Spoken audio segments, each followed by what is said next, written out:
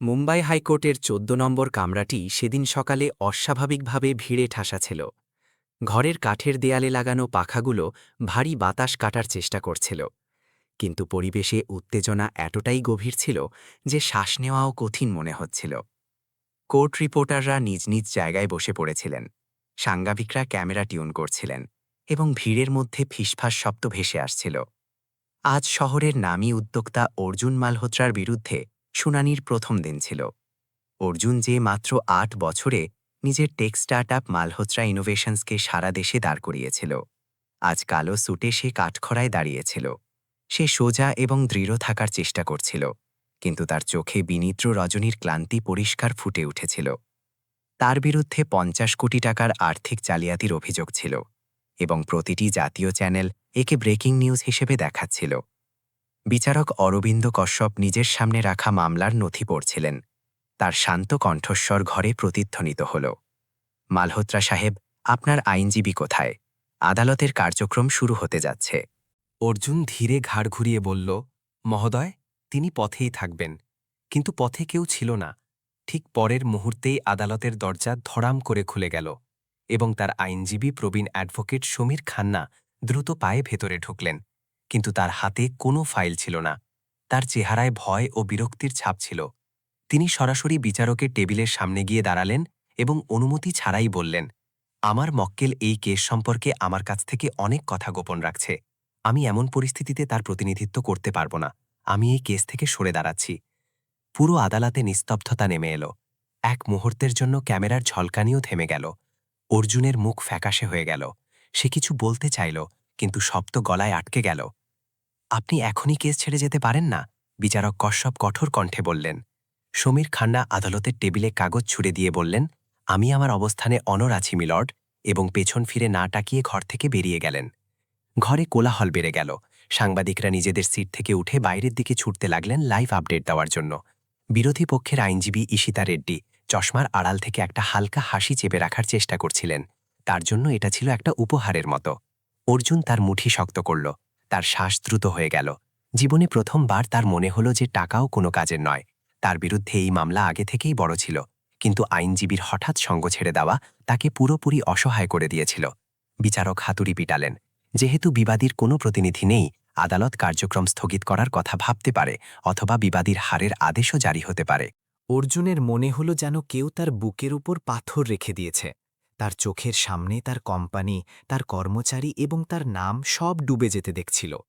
ভিড়ের পেছনে শেষ সারিতে একটি তরুণী সাদা সুতির সালোয়ার কামিজ পরে বসেছিল। তার হাত দুটো কোলের উপর শক্ত করে জোড়া ছিল।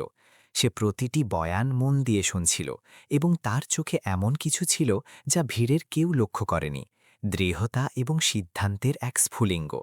সে ছিল আন্যা বর্মা, অর্জুনের গৃহকর্মী। বাইরে থেকে সাধারণ দেখতে হলেও ভেতরে এক তুফান লুকিয়েছিল। যখন বিচারক কেস খারিজ করার জন্য কলম তুলতে যাচ্ছিলেন, হঠাৎ আন্যা সিট থেকে উঠে দাঁড়াল। মহোদয়, এক মুহূর্ত দয়া করে। তার কণ্ঠস্বর কাঁপছিল, কিন্তু তাতে এক অদ্ভুত আত্মবিশ্বাসও ছিল। ঘর সাথে সাথে শান্ত হয়ে গেল। সবার নজর তার দিকে ঘুরে গেল। ক্যামেরাগুলো তার দিকে ঘুরল। আপনি কে? বিচারক কশ্যপ জিজ্ঞেস করলেন। আমি আমি আন্যা বর্মা, মালহোত্রা সাহেবের বাড়িতে কাজ করি। ঈশিতা হেসে উঠলেন। মহোদয়, একজন গৃহকর্মী আদালতে কি করতে এসেছে? আন্যা লম্বা শ্বাস নিয়ে বলল, মহোদয়, আমি এই কেসে মালহোত্রা সাহেবের প্রতিনিধিত্ব করতে চাই। ঘরে হাসির রোল উঠল। কিছু সাংবাদিক ব্যঙ্গ করলেন। ঈশিতা নিজের ফাইল বন্ধ করতে করতে বললেন, মহোদয়, এই আদালত কোনো নাটকের মঞ্চ নয়। বিচারক হাতুড়ি বাজিয়ে সবাইকে শান্ত করলেন। মিস বর্মা, আপনার কি আইনি শিক্ষা আছে? জি মহোদয়, আন্না সোজা হয়ে দাঁড়িয়ে জবাব দিল। আমি দিল্লি ইউনিভার্সিটিতে ২ বছর এলএলবি পড়াশোনা করেছি। পারিবারিক পরিস্থিতির কারণে পড়াশোনা ছাড়তে হয়েছিল। অর্জুন তার দিকে তাকাল। তার মুখ বিস্ময় ও বিভ্রান্তিতে ভরা ছিল। নিজের বাড়িতে কাজ করা মেয়েটির অতীত সম্পর্কে সে কিছুই জানত না। বিচারক গুরুত্বের সাথে জিজ্ঞেস করলেন, আর আপনি কি এই মামলার বিশেষামে? আন্না বিনা সংকোচে বলল, জি মহোদয়, আমি গত ১ বছর ধরে মালহোত্রা সাহেবের বাড়িতে কাজ করছি।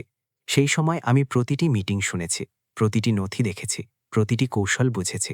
তাদের চেয়ে হয়তো আমি এই ফাইলটিকে বেশি চিনি। ঘরে নীরবতা ছড়িয়ে পড়ল। ঈশিতার মুখ থেকে হাসি উধাও হয়ে গিয়েছিল। বিচারক তার চোখের দিকে তাকালেন, হয়তো সততা খুঁজছিলেন।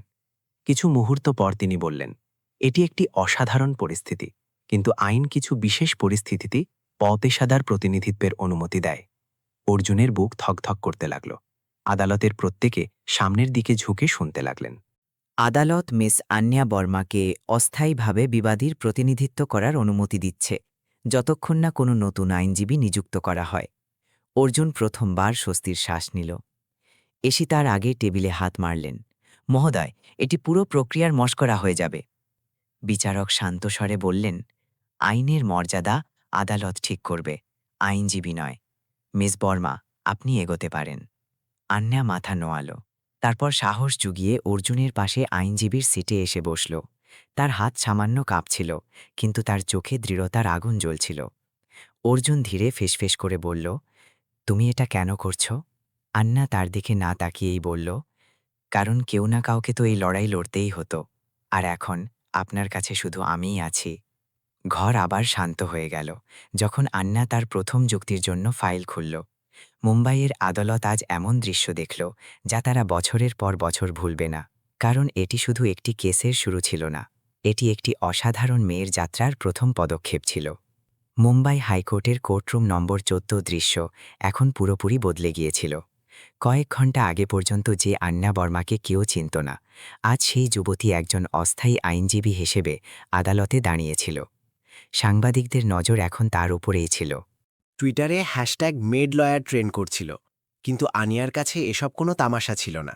তার কাছে এটি ছিল একটি পরীক্ষা, জীবনের সবথেকে বড় পরীক্ষা। অর্জুন মালহোত্রা এখনও অবাক হয়ে তার দিকে তাকিয়েছিল। সে কল্পনাও করতে পারেনি যে তার বাড়িতে চুপচাপ ঝাড়ু পোছা করা মেয়েটি, যে চা বানিয়ে টেবিলে রেখে যেত, আজ তার জীবনের সবথেকে নির্ণায়ক মুহূর্তে তার পাশে দাঁড়াবে। আনিয়া আদালতের দিকে তাকাল। বিচারক অরবিন্দ কশ্যপ মাথা নেড়ে তাকে ইশারা করলেন, আপনি আপনার যুক্তি শুরু করতে পারেন। আনিয়া ধীর অথচ স্পষ্ট কণ্ঠে বলতে শুরু করল, মহোদয়, বিবাদীর বিরুদ্ধে আর্থিক জালিয়াতির অভিযোগ আনা হয়েছে, কিন্তু কেউ কি এটা প্রমাণ করতে পেরেছে যে তার দ্বারা করা কোনো অর্থনৈতিক লেনদেন অবৈধ ছিল? যে ব্যাংক স্টেটমেন্ট জমা দেওয়া হয়েছে তা অসম্পূর্ণ। ওই স্টেটমেন্টে যে অ্যাকাউন্টের কথা বলা হয়েছে সেটি মালহোত্রা ইনোভেশনের কোনো নিবন্ধিত অ্যাকাউন্টের সাথে মেলে না। ঈশিতা রেড্ডি মাঝপথে বাধা দিয়ে বললেন, মহোদয়, এটি একজন অনভিজ্ঞ ব্যক্তির অপ্রমাণিত রায়, একে প্রমাণ হিসেবে গণ্য করা যায় না। বিচারক গুরুত্বের সাথে জবাব দিলেন, মিস রেড্ডি, আদালত ঠিক করবে কি গ্রহণযোগ্য আর কি নয়। আপনি আপনার আপত্তি নথিভুক্ত করুন। আন্যা একটি পেনড্রাইভ বের করে আদালতের সামনে পেশ করল। এটি সিসিটিভি ফুটেজ, যাতে পরিষ্কার দেখা যাচ্ছে যে যেদিন এই সন্দেহজনক অ্যাকাউন্ট থেকে লেনদেন হয়েছিল সেদিন অর্জুন মালহোত্রা শহরেই ছিলেন না। তিনি গোয়ায় একটি সম্মেলনে ছিলেন এবং তার ফোনের জিপিএস লোকেশন অনুযায়ী সেখানে সক্রিয় ছিলেন। আদালতে হুলস্থুল পড়ে গেল। সাংবাদিকরা একে অপরের দিকে তাকাতে লাগলেন। ঈশিতা রেড্ডির চেহারায় এক মুহূর্তের জন্য দুশ্চিন্তা দেখা দিলেও তিনি দ্রুত নিজেকে সামলে নিলেন। বিচারক ছোট বিরতি নিয়ে বললেন, এই ফুটেজ কোর্টের রেকর্ডে অন্তর্ভুক্ত করা হোক, পরবর্তী শুনানিতে এর বৈধতা যাচাই করা হবে। আন্যা নিজেকে কিছুটা স্বস্তি বোধ করতে দেখল, কিন্তু লড়াই এখনও দীর্ঘ ছিল। আদালতের কার্যক্রম কিছুক্ষণের জন্য স্থগিত হল। অর্জুন ও আন্যা কোর্টের বাইরে এক কোণে দাঁড়িয়েছিল। তুমি এসব কিভাবে করলে? অর্জুন জিজ্ঞেস করল। আন্যা সোজা জবাব দিল, যখন আপনার কোম্পানির ওপর কেস হলো আমি বাড়িতে কাজ করছিলাম। আপনি আমাকে কখনো লক্ষ্য করেননি, কিন্তু আমি সব লক্ষ্য করেছি। আপনার বৈঠক, আপনার দুশ্চিন্তা, আপনার কৌশল। রাতে যখন সবাই ঘুমাতো আমি আপনার আইনি ফাইলগুলো পড়তাম, কারণ একসময় আমিও আইনের ছাত্রী ছিলাম। অর্জুন জিজ্ঞেস করল, তারপর আমার মা অসুস্থ হয়ে পড়লেন, জরায়ুর ক্যান্সার। চিকিৎসা ব্যয়বহুল ছিল, দিল্লিকে থেকে পড়াশোনা করা সম্ভব ছিল না। আমাকে কাজ করতে হলো, মুম্বাই চলে এলাম। কেউ বলেছিল ধনীদের বাড়িতে কাজ ভালো পাওয়া যায়, টাকাও বেশি। আমি আপনার বাড়িতে চলে এলাম। অর্জুন কিছু মুহূর্ত নীরব রইল। সে প্রথমবার এই মেয়েটির যন্ত্রণা ও শক্তি অনুভব করছিল। তুমি জানো এই কেস কতটা বড়? সে জিজ্ঞেস করল। আন্না বলল, জানি, কিন্তু আপনিও জানেন যে আপনি নির্দোষ, আর কাউকে তো আপনার সাথে দাঁড়াতে হতো। অর্জুন প্রথমবার হালকা হাসল। তুমি জানো তোমার কারণে এখন সবাই আমাকে আর তোমাকে অন্য নজরে দেখছে। আন্না জবাব দিল, মিডিয়া, সমাজ, সবাইকে দেখতে দিন। যদি একজন গৃহকর্মীর মতো দেখতে মেয়ে আদালতে ন্যায়ের কথা বলতে পারে, তবে হয়তো এই সমাজকে তাদের দৃষ্টিভঙ্গি বদলাতে হবে। পরের দিন মিডিয়ায় তুফান বয়ে গেল। গৃহকর্মী থেকে আইনজীবী, অর্জুন মালহোত্রা নতুন জীবন পেলেন। সাহস না নাটক? আন্না বর্মার আদালতের যুক্তি ভাইরাল হয়ে গেল। মেড লয়ার এক নতুন সামাজিক বিতর্কের সূচনা করল। টিভি প্যানেল ডিবেটে বিশেষজ্ঞরা বসেছিলেন। কেউ বলছিলেন এটি বিচার ব্যবস্থার অবমাননা, কেউ বলছিলেন এটি সামাজিক ন্যায়ের আসল ছবি। কিন্তু আন্না কোনো চ্যানেলকে ইন্টারভিউ দিল না। সে শুধু একটি কথা বলল, আমি কোনো হিরো নই, শুধু একটি মেয়ে যে সত্যের জন্য লড়ছে। তৃতীয় দিন আদালতের পরবর্তী শুনানি ছিল। ঈশিতা রেড্ডি নিজের পরিকল্পনা তৈরি করেছিলেন। তিনি এবার আন্যাকে তার অভাবের জায়গায় ধরতে চাইছিলেন। মহোদয়, ঈশিতা বললেন, বিবাদীর প্রতিনিধির কাছে কিছু ব্যক্তিগত প্রশ্ন করার জন্য কোর্টের অনুমতি চাই। বিচারক অনুমতি দিলেন। মিস বর্মা, ঈশিতা বললেন, এটা কি সত্যি যে আপনি দিল্লি ইউনিভার্সিটির পড়াশোনা মাঝপথে ছেড়ে দিয়েছিলেন? জি, আন্যা শান্তভাবে জবাব দিল। এটাও কি সত্যি যে আপনি গত 2 বছরে কোনো আইনি সংস্থায় কাজ করেননি? সত্যি। তাহলে আপনার কাছে এটা প্রমাণ করার জন্য কি আছে যে আপনি এই মামলাটি বোঝেন? আন্যা বলল, আমার কাছে শংসাপত্র নেই, কিন্তু আমার কাছে বিচার বুদ্ধি আছে, যুক্তি আছে এবং নিষ্ঠা আছে। আমি কারো ইশারায় নয়, নিজের বিবেক দিয়ে লড়ছি। ঈশিতা কিছু মুহূর্ত নীরব রইলেন। তারপর তিনি চুপচাপ নিজের ফাইল বন্ধ করে দিলেন। বিচারক কার্যক্রম স্থগিত করলেন। বাইরে বেরোনোর সময় অর্জুন বলল, তুমি জানো তুমি এইমাত্র একজন পেশাদার আইনজীবীকে চুপ করিয়ে খেন। আন্যা উত্তর দিল, এই লড়াই এখনও শেষ হয়নি, কিন্তু হ্যাঁ, আজ একটি ছোট জয় আমাদের হয়েছে। আর এই জয় থেকে সেই লড়াইয়ের ভিত্তি স্থাপিত হল, যা আগামী দিনে শুধু আদালত নয়, বরং পুরো দেশের চিন্তা বদলে দিতে চলেছিল। মুম্বাই আদালতের তৃতীয় দিনের কার্যক্রম শুরু হওয়ার আগেই পরিবেশ পুরোপুরি বদলে গিয়েছিল। আগে যেখানে মানুষ অর্জুন মালহোত্রাকে একজন লোভী শিল্পপতি এবং আন্যা বর্মাকে এক সাহসী কিন্তু অপরিণত মেয়ে ভাবছিল, এখন সেই মানুষরাই ধীরে ধীরে নিজেদের মত বদলাতে শুরু করেছিলেন। মিডিয়া এখন তাদের গল্পকে এক আলাদা নজরে দেখতে শুরু করেছিল। এক গরিব মেয়ে যে ন্যায়ের জন্য লড়ছে এবং এক ধনী পুরুষ যে মিথ্যা অভিযোগের জালে ফেসেছে। কিন্তু আন্না জানত যে বাইরের দুনিয়ায় যে পরিবর্তন দেখা যাচ্ছে তা স্থায়ী নয়। আদালতের আগামী শুনানিতে যদি সে দুর্বল হয়ে পড়ে, তবে শুধু অর্জুনের সম্মান ডুববে না, তার নিজের লড়াইও অসম্পূর্ণ রয়ে যাবে। সেদিন সকালে আদালতে পৌঁছানোর সময় আনিয়ার চেহারায় গাম্ভীর্য ছিল। সে তার হালকা নীল সালোয়ার কামিজ পরেছিল, চুলগুলো শক্ত করে বেঁধে নিয়েছিল এবং হাতে সেই পুরনো ফোল্ডারটি ধরেছিল, যাতে কেস সংক্রান্ত সব নথি, নোট এবং কৌশল গুছিয়ে রাখা ছিল। অর্জুন আগে থেকেই কোর্টের বাইরে অপেক্ষা করছিল। সে তার কাছে এলো এবং ধীর স্বরে বলল, আন্না, যদি কখনো মনে হয় তুমি এসব করতে পারছো না, তবে আমাকে বলো, আমি অন্য কোনো আইনজীবী নিযুক্ত করে নেব। আন্না তার দিকে তাকালো। তার চোখে আত্মবিশ্বাস ফুটে উঠছিল। যদি আমি পিছিয়ে যাই, তবে এই পুরো প্রচেষ্টার কোনো মানে থাকবে না। আপনি আমাকে সুযোগ দিয়েছেন এবং এখন আমি তা পূর্ণ করেই ছাড়ব। অর্জুন কিছু মুহূর্ত তার দিকে তাকিয়ে রইল। সে জানত এই মেয়েটির মধ্যে কিছু আলাদা আছে। এটি কেবল বইয়ের বিদ্যা ছিল না, এটি জীবন অভিজ্ঞতা থেকে আসা জ্ঞান। আদালতের কার্যক্রম শুরু হল। এবার ঈশিতা রেড্ডি পুরো প্রস্তুতি নিয়ে এসেছিলেন। তার চেহারায় আজ কোনো হাসি ছিল না। তিনি বুঝেছিলেন এই মেয়েটি কেবল শব্দ দিয়ে নয়, বরং তথ্য দিয়ে লড়াই করে। মহোদয়, ঈশিতা বললেন, আমি এই কেসে এক নতুন সাক্ষী পেশ করতে চাই, শ্রী রাজেশ পাটিল, যিনি মালহোত্রা ইনোভেশনসের অ্যাকাউন্টস বিভাগে কর্মরত ছিলেন এবং সম্প্রতি পদত্যাগ করেছেন। রাজেশ এক রোগা পাতলা, প্রায় ভীত দেখতে এক ব্যক্তি ছিলেন। তিনি সাক্ষ্য দেওয়ার জন্য এগিয়ে এলেন এবং শপথ নিলেন। ঈশিতা জিজ্ঞেস করলেন, আপনি কি কখনো আপনার কার্যকালের মধ্যে কোনো সন্দেহজনক আর্থিক কার্যকলাপ দেখেছিলেন? রাজেশ গলা পরিষ্কার করে বললেন, জি, আমি একবার দেখেছিলাম যে কিছু ট্রানজ্যাকশন এমন অ্যাকাউন্টে গেছে যার সাথে কোম্পানির কোনো সরাসরি সম্পর্ক ছিল না। আমি আমার সিনিয়রকে জানিয়েছিলাম, কিন্তু আমাকে বলা হয়েছিল এতে কিছু না বলতে। সেই সিনিয়র কি অর্জুন মালহোত্রা ছিলেন? রাজেশ ধীরে মাথা নাড়লেন, জি। ঘরে ফিসফাস শুরু হয়ে গেল। আন্না দীর্ঘশ্বাস নিল। এটি অপ্রত্যাশিত ছিল, কিন্তু সে নিজেকে সংযত করল। সে বিচারকের অনুমতি নিয়ে সাক্ষীকে প্রশ্ন করা শুরু করল। শ্রী পাটিল, আপনি কি বলতে পারেন যে আপনি যে ট্রানজ্যাকশনের কথা বলছেন তা কোন তারিখে হয়েছিল? 15 জুলাই, রাজেশ জবাব দিলেন। আন্না সাথে সাথে একটি নথি বের করে আদালতের সামনে পেশ করল। মহোদয়, 15 জুলাই শ্রী অর্জুন মালহোত্রা সিঙ্গাপুরে একটি আন্তর্জাতিক সম্মেলনে অংশগ্রহণ করছিলেন। সেদিন ভারতে কোনো ট্রানজ্যাকশন অনুমোদন করার অধিকার তার ছিল না। এই ট্রানজ্যাকশন হয়তো তার ডিজিটাল স্বাক্ষরের ভুল ব্যবহারের মাধ্যমে হয়েছে, অথবা ইচ্ছে করে জালিয়াতি করা হয়েছে। ঈশিতা কিছু বলতে যাচ্ছিলেন, কিন্তু আন্না এগিয়ে বলল, সাথে সাথে শ্রী পাটিল যে ইমেলের উল্লেখ করেছেন তা কোনো আনুষ্ঠানিক মাধ্যম থেকে পাঠানো হয়নি। এটি একটি ভুয়ো আইডি থেকে পাঠানো ইমেল, যা পরে ডিলিট করে দেওয়া হয়েছে। আমরা এর সাইবার তদন্ত করিয়েছি এবং রিপোর্ট আদালতের সামনে পেশ করছি। বিচারক সেই রিপোর্ট দেখলেন এবং বললেন, এটি গুরুত্বপূর্ণ প্রমাণ, সাক্ষীর নির্ভরযোগ্যতা পুনরায় যাচাই করা হবে। রাজেশের চোখে ভয় ফুটে উঠল। সে নিচের দিকে তাকাতে শুরু করল। ঈশিতার চেহারায় উত্তেজনা স্পষ্ট ছিল। তিনি অনুভব করলেন যে তার চাল উল্টে গেছে। কার্যক্রমের পর অর্জুন ও আন্না কোর্টের বাইরে দাঁড়িয়েছিল। চারপাশে মিডিয়ার ভিড় ছিল, কিন্তু আন্না নিজের মুখ ঢেকে রেখেছিল। সে চাইত না তার পরিচয় একটি তামাশার মতো হোক। তুমি ওকে পুরোপুরি ভেঙে দিলে, অর্জুন বলল। আন্না বলল, আমি সত্য ব্যবহার করেছি, মিথ্যা নিজেই ভেঙে যায়। অর্জুন কিছু মুহূর্ত তাকে দেখল এবং গম্ভীর স্বরে বলল, তোমার কি কখনো ভয় লাগে না? এই লোকগুলো খুব শক্তিশালী। আন্না মাথা নোয়ালো। ভয় তো লাগে, কিন্তু তার চেয়ে বেশি ভয় লাগে যদি আমি চুপ থাকা বেছে নিই, তবে আমিও তাদের দলে সামিল হয়ে যাব, যাদের বিরুদ্ধে আমি লড়ছি। অর্জুন তার কথা মনে মনে অনুভব করল। সে এখন বুঝতে পারছিল যে এটি শুধু একটি কেস নয়, বরং একটি আন্দোলন ছিল, ন্যায় ও অসমতার মধ্যে এক অদেখা লড়াই। সে জিজ্ঞেস করল, তুমি যে রিপোর্ট আদালতে দিলে তা তোমার কাছে কোথায় থেকে এলো? আন্না জবাব দিল, আমি গত মাস থেকে নিজের স্তরে তদন্ত শুরু করেছিলাম। এক পুরনো বন্ধু সাইবার সিকিউরিটিতে আছে। আমি তার সাহায্য চেয়েছিলাম।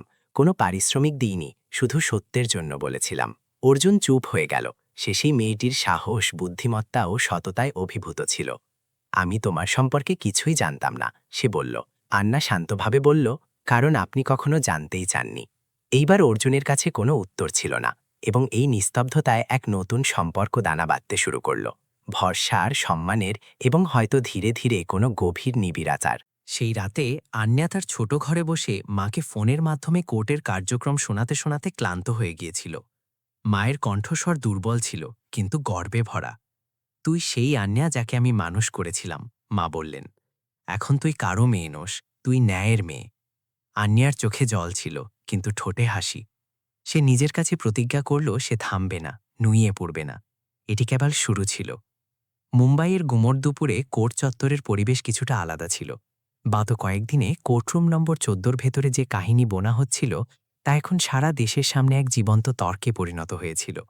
সংবাদ চ্যানেলগুলোতে আন্যা বর্মার নাম প্রতিটি বিতর্কের অংশ হয়ে উঠেছিল। মানুষ তাকে এক অনুপ্রেরণার উৎস হিসেবে মানতে শুরু করেছিল, আবার কেউ কেউ তাকে মিডিয়া স্টান্ট বলে উড়িয়ে দিচ্ছিল। কিন্তু আদালতের ভেতরে যা হচ্ছিল তা কোনো সিনেমার থেকে কম কিছু ছিল না। আজ আদালতে এক নতুন স্তর খুলতে যাচ্ছিল, এমন এক মোড় যা শুধু অর্জুনের লড়াইকেই প্রভাবিত করবে না, বরং আন্যার ব্যক্তিগত আবেগ ও বিশ্বাসকেও নাড়িয়ে দেবে। শুনানি শুরু হতেই ঈশিতা রেড্ডি আদালতের সামনে এক নতুন আবেদন পেশ করলেন।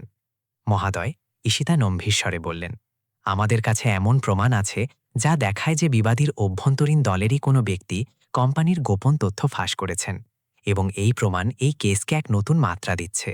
বিচারক আগ্রহের সাথে জিজ্ঞেস করলেন, দয়া করে স্পষ্ট করুন আপনি কাকে সন্দেহ করছেন? ঈশিতা হাসি মুখে একটি নাম নিলেন, শ্রী রবি সিং। অর্জুনের মুখ মুহূর্তের জন্য ফ্যাকাশে হয়ে গেল। আন্যাও স্তম্ভিত হয়ে গেল। রবি সিং অর্জুনের সবথেকে পুরনো সহযোগী, যাকে সে কলেজ থেকে চিনত এবং যে গত 7 বছর ধরে প্রতিটি সিদ্ধান্তে অর্জুনের পাশে ছিল। রবি সেই সময় আদালতে উপস্থিত ছিল না, কিন্তু ঈশিতা যে নথি আদালতে পেশ করলেন তাতে কিছু ইমেল, কল রেকর্ড এবং ব্যাংক ট্রানজ্যাকশন ছিল, যা দেখে স্পষ্ট ছিল যে রবি ইচ্ছা করে কোম্পানির ভেতরের তথ্য প্রতিদ্বন্দ্বী পক্ষকে ফাঁস করেছিল। এর বদলে তাকে 1 কোটি টাকা দেওয়া হয়েছিল। বিচারক নথিগুলো পর্যালোচনা করলেন এবং আদেশ দিলেন যে রবি সিংকে পরবর্তী শুনানিতে আদালতে পেশ করা হোক। শুনানি শেষ হতেই অর্জুন সরাসরি বাইরে বেরিয়ে গেল। আন্যা তার পেছনে ছুটল। অর্জুন, সে ডাকল। সে থামল না। যখন আন্যা তার কাঁধ ধরে থামালো তখন সে বিরক্ত হয়ে উঠল। তুমি কি জানতে? আন্যা অবাক হল। তুমি কি জানতে যে রবি? তার গলা বুঝে এলো। যে রবি আমার সাথে বিশ্বাসঘাতকতা করছিল? আন্যা থেমে রইল। তার মনতাই অর্জুনের কাছে উত্তর মনে হল। তুমি জানতে? সে প্রায় ফিসফিস করে বলল। তবুও আমাকে কিছু বলনি? আন্যা শান্ত স্বরে উত্তর দিল, কারণ আমার কাছে পোক্ত প্রমাণ ছিল না, আর যতক্ষণ না আমার কাছে সত্য সামনে আনার দাপ্তরিক উপায় থাকে আমি কারো উপর অভিযোগ আনি না। আপনার কাছে রবি বন্ধু ছিল। আমি চাইনি যে আমার কথা কারণে আপনি কোনো সম্পর্ককে সন্দেহের চোখে দেখেন। অর্জুনের চোখে জল ছিল। আমি রবির ওপর নিজের ভাইয়ের থেকেও বেশি ভরসা করেছিলাম। সে আমার সবথেকে দুর্বল সময়ে আমার পিঠে ছুরি মারল। আর তুমি সেই যে এখন পর্যন্ত সত্যের সাথে দাঁড়িয়ে আছো। আন্যা তার কাঁধ ধরে বলল, আপনার ভেঙে পড়ার নয়, দাঁড়িয়ে থাকার প্রয়োজন আছে। এটি এমন এক সময় যখন আপনার সত্য সামনে আসা উচিত। যে পড়ে যায় সেই ওঠে। অর্জুন তার চোখের দিকে তাকালো। তার কণ্ঠে করুণা ছিল, কিন্তু তাকে দুর্বল মনে হচ্ছিল না। সে দৃঢ় ছিল, শান্ত ছিল, যেমন এক পাহাড় যা ঝড়ঝাপটায় টলে যায় না। সেই রাতে আন্যা তার ঘরে বসে রবির কল রেকর্ডিং শুনছিল। তার চোখে জল থাকলেও চেহারা ঠান্ডা ছিল। সে কখনো ভাবেনি যে এমন এক ব্যক্তি, যাকে সে অর্জুনের পরিবারের মতো মনে করত, এতটা নিচে নামতে পারে। ফোনে তার মায়ের কল এলো। কেমন আছিস বেটা? ঠিক আছি মা, সে ধীর স্বরে বলল। তোকে ঠিক মনে হচ্ছে না, কি হয়েছে? আন্যা কিছুক্ষণ চুপ থেকে বলল, মা, যখন নিজের লোকই পিঠে ছুরি মারে তখন কেমন অনুভূত হয়? মা বিনা সংকোচে জবাব দিলেন, যদি তুই সত্যের পথে থাকিস তবে ছুরিও তোকে দুর্বল করতে পারবে না। মানুষ তোকে ফেলানোর চেষ্টা করবে, তুই শুধু সামলে নিবি, নিজের উদ্দেশ্য পরিষ্কার রাখিস। আন্যার চোখ থেকে একটি অশ্রুবিন্দু ঝরে পড়ল। সে জানত তার মা সবসময় তার সবথেকে বড় শক্তি হয়ে থেকেছেন। পরের দিন সকালে কোর্টের ওবিসিং পেশ হল। অর্জুন ও আন্যা দুজনেই উপস্থিত ছিল। রবিকে কাঠগড়ায় আনা হলে কোর্টে নিস্তব্ধতা ছেয়ে গেল। ঈশিতা তাকে প্রথম প্রশ্ন করলেন, আপনি কি মালহোত্রায় নবীশনের গোপন তথ্য ফাঁস করেছিলেন? রবি চোখ নামিয়ে নিল। উত্তর দিন, বিচারক বললেন। রবি কাঁপা কাঁপা কণ্ঠে বলল, জি, আমি করেছিলাম। পুরো কোর্ট হল কেঁপে উঠল। ক্যামেরাগুলো চালু হয়ে গেল। মিডিয়া কর্মীরা দ্রুত কিবোর্ড চালাতে লাগলেন। কেন? বিচারক জিজ্ঞেস করলেন। কারণ আমার মনে হতো অর্জুন আমাকে চেনে না, আমাকে উপেক্ষা করে। ও সবসময় আমার যোগ্যতার উপর সন্দেহ করত। আমি নিজের দাম দেখাতে চেয়েছিলাম, আর যখন উল্টো দিকের লোক টাকা ও সম্মান দুটোরই প্রতিশ্রুতি দিল, তখন আমি ভেঙে পড়লাম। বিচারক তাকে শান্ত থাকার আদেশ দিলেন এবং পরবর্তী শুনানি পর্যন্ত পুলিশ হেফাজতে রাখার নির্দেশ দিলেন। বাইরে বেরোনোর সময় অর্জুন খুব শান্ত ছিল। আন্যা জিজ্ঞেস করল, আপনি ঠিক আছেন? না, সে বলল, কিন্তু আমি শক্ত আছি, কারণ এখন আমি জানি আমি কার সাথে আছি। সে আন্যার দিকে তাকালো। ধন্যবাদ যে তুমি আমার কাছ থেকে কিছু লুকাওনি, এমনকি যদি তাতে কষ্টও হয়। আন্যা কিছু বলল না। তার নিস্তব্ধতায় ভরসার এক পূর্ণ ভাষা ছিল। সেদিন আরও একটি স্তর খুলে গিয়েছিল, আরও একটি প্রতারণা সামনে এলো, এবং আরও একটি সত্য নিজেকে প্রকাশ করল। কিন্তু লড়াই তখনও জারি ছিল। মুম্বাইয়ের বৃষ্টি সেদিন সকালে পুরো শহরকে ভিজতে বাধ্য করেছিল। কোর্ট চত্বরে ছাতার মেলা বসেছিল, কিন্তু কোর্টরুম নাম্বার 14 ভেতরে আবহাওয়ার আঘাতের চেয়েও বেশি তীব্র এক তুফান উঠতে চলেছিল। এক তুফান যা আন্যা বর্মার অতীত থেকে উঠে এসে তার বর্তমানের ভিত্তি নাড়িয়ে দিতে পারত। 4 দিন ধরে ক্রমাগত ন্যায়ের আঙিনায় আন্যার আত্মবিশ্বাস, সাহস ও জ্ঞান সকলকে অবাক করছিল। কিন্তু কেউ যখন নির্ভীক হয়ে সত্যের জন্য দাঁড়ায়, দুনিয়া তার অতীতে খুঁট খুঁজতে বেরিয়ে পড়ে। আজ ঈশিতা রেড্ডি কোর্টে এক নতুন মোর্চা নিয়ে এসেছিলেন, এমন এক মোড় যা আন্যার জীবনকে 2 ভাগে ভাগ করে দিতে পারত। মহোদয়, ঈশিতা গম্ভীর স্বরে বললেন, এই মামলার কার্যক্রম চলাকালীন বিবাদীর প্রতিনিধি মিস আন্যা বলমা নিজেকে একজন প্রশিক্ষিত আইনের ছাত্রী ও সত্যনিষ্ঠ সামাজিক নাগরিক হিসাবে উপস্থাপন করেছেন। কিন্তু আমাদের কাছে এমন প্রমাণ আছে যা তার চরিত্রের ওপর গুরুতর প্রশ্ন তোলে। কোর্টে ফিসফাস শুরু হল। বিচারক গম্ভীর স্বরে বললেন, দয়া করে বিষয়টি স্পষ্ট করুন। ঈশিতা একটি ফাইল টেবিলের ওপর রাখলেন এবং একটি প্রজেক্টরের দিকে ইশারা করলেন। স্ক্রিনে একটি অস্পষ্ট ছবি ফুটে উঠল। একজন যুবতী যে আন্যার মতো দেখতে ছিল, কোনো ফটোগ্রাফারের স্টুডিওতে দাঁড়িয়েছিল। ক্যামেরার দিকে ঝুঁকে থাকা শরীরে হালকা কাপড়, চোখে ইতস্তত ভাব। কোর্টে এক মুহূর্তের জন্য মনে হলো সময় থমকে গেছে। এই ছবিটি 2017 সালে, ঈশিতা বললেন। এটি একটি অনলাইন ওয়েবসাইটে প্রকাশিত হয়েছিল, যার কন্টেন্ট প্রাপ্তবয়স্কদের জন্য সীমিত ছিল। মিস বর্মা এই শুটের বিনিময়ে টাকা পেয়েছিলেন। আমাদের পূর্ণ বিশ্বাস যে এই ছবি আন্যা বর্মারই। আন্যা নিজের সিটে জড়সড় হয়ে গিয়েছিল। তার মুখ ফ্যাকাশে হয়ে গিয়েছিল, হাতে ঘাম জমছিল এবং নজর মাটির সাথে লেগেছিল। তাছাড়া ঈশিতা এগিয়ে বললেন, আমাদের কাছে এমন নথি আছে যা দেখায় যে আন্যা বর্মা 2018 সালে নিজের নাম পরিবর্তন করেছিলেন। আগে তার নাম ছিল অনন্যা শ্রীবাস্তব। দিল্লি ইউনিভার্সিটিতে পড়াশোনার সময় একটি আর্থিক জালিয়াতির মামলায় তার নাম এসেছিল, যার পর তিনি পড়াশোনা ছেড়ে দেন এবং মুম্বাই এসে নিজের পরিচয় বদলে ফেলেন। বিচারক প্রমাণের কপিটি তুলে নিলেন এবং গুরুত্বের সাথে দেখলেন। পুরো কোর্টরুম খামোশ ছিল। অর্জুনের চোখ আন্যার ওপর নিবদ্ধ ছিল, কিন্তু তাতে অবিশ্বাস ছিল না, বরং ছিল দুশ্চিন্তা, এবং দুশ্চিন্তা থেকে আসা ভরসা। বিচারক আন্যাকে জিজ্ঞেস করলেন, আপনি কি এই অভিযোগগুলো খণ্ডন করতে চান, মিস বর্মা? আন্যা লম্বা শ্বাস নিল। তার চোখে জল টলমল করছিল, কিন্তু কণ্ঠস্বর ছিল স্থির। মহোদয়, সে বলল, যে ছবিটি দেখানো হয়েছে সেটি আমারই। সেটি আমার জীবনের সবথেকে কঠিন সময় ছিল। আমার মায়ের অপারেশনের প্রয়োজন ছিল, এবং আমার কাছে টাকা ছিল না। কোনো কাজ পাওয়া যাচ্ছিল না, এবং সাহায্য চাওয়ার মতো কেউ ছিল না। ঠিক সেই সময় একটি এজেন্সি বলেছিল যে তারা একটি আর্টিস্টিক শ্যুট করাচ্ছে এবং ভালো পারিশ্রমিক দেবে। আমি অভূত ছিলাম, বাধ্য ছিলাম, আমি রাজি হয়ে গিয়েছিলাম। সে থামল, তারপর এগিয়ে বলল, কিন্তু আমি ইচ্ছা করে সেই পথে যাইনি।